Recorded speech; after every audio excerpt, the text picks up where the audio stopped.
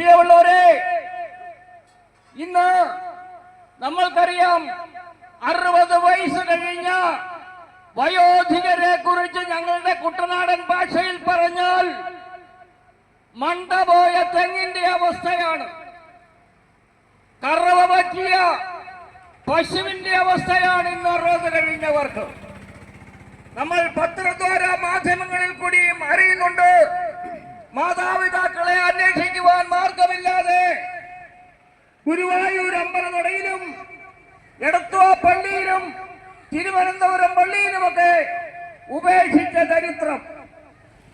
പ്രിയമുള്ളവരെ, ഒരു മക്കൾക്കും അവരുടെ മാതാപിതാക്കളോടുള്ള സ്നേഹക്കുറവ് കൊണ്ടല്ല, മറിച്ച് അവരെ സംരക്ഷിക്കുവാനുള്ള സാമ്പത്തിക വരുമാനം നമ്മളുടെ വ്യവസ്ഥിതി ഇന്ന് ചെറിയ ഒരു ഗ്രഹനാഥനും ഗ്രഹനാഥയ്ക്കും ഇല്ലാതാക്കി. ഞാൻ പറഞ്ഞു വരുന്നത്,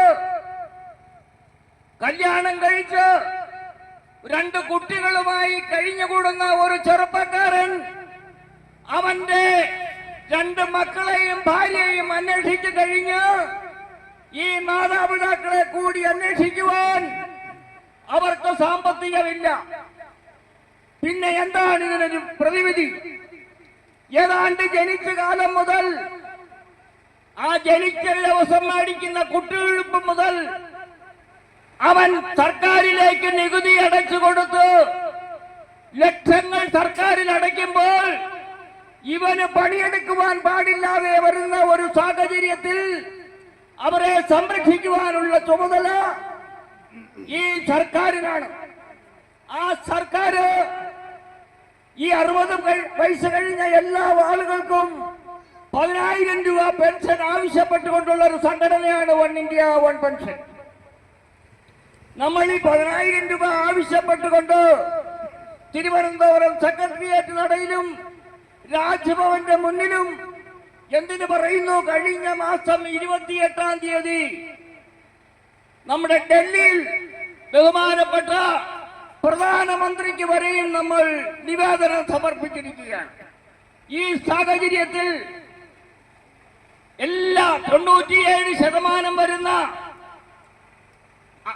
സാധാരണക്കാര്, നമ്മൾക്കറിയാം നമ്മൾ എന്തുകൊണ്ട് 10,000 ചോദിക്കുന്നു എന്നും ചോദിക്കുന്നതിന്റെ മറുവശം, ഒരു സർക്കാർ ജീവനക്കാരൻ പണിയെടുത്താൽ ഏതാണ്ട് 56 വർഷം 56 വയസ്സാകുമ്പോൾ അവനെ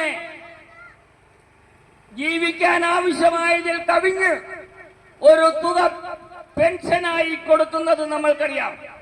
ഇതേ ജോലി തന്നെ അസംഘടിത മേഖലയിൽ പണിയെടുക്കുന്ന കർഷകനും കർഷക തൊഴിലാളിക്കും ഓട്ടോ ഡ്രൈവർക്കും വണ്ടി ഓടിക്കുന്നവനും പ്രൈവറ്റ് ബസ്സിലെ ജോലിക്കാർക്കും ഒരേ രീതിയിൽ കിട്ടേണ്ടത് ഇന്ത്യൻ ഭരണഘടന അനുശാസിക്കുന്ന ഒരു വ്യവസ്ഥയാണ്. നമ്മൾക്കറിയാം, ഈ ഭൂരിപക്ഷം വരുന്ന നമ്മളോട് ഈ സർക്കാരുകൾ കാണിച്ചിരിക്കുന്ന അനീതി. ഒരു ഭാര്യയും ഒരു ഭർത്താവും സർക്കാർ ജീവനക്കാരാണെങ്കിൽ അവരിൽ ഒരാൾ മരണപ്പെട്ടാൽ മരണപ്പെടുന്ന ആളിന്റെ പെൻഷന്റെ 65% കൂടി ജീവിച്ചിരിക്കുന്ന ആളിന് കൊടുക്കും. പ്രിയമുള്ളവരെ, മറിച്ച്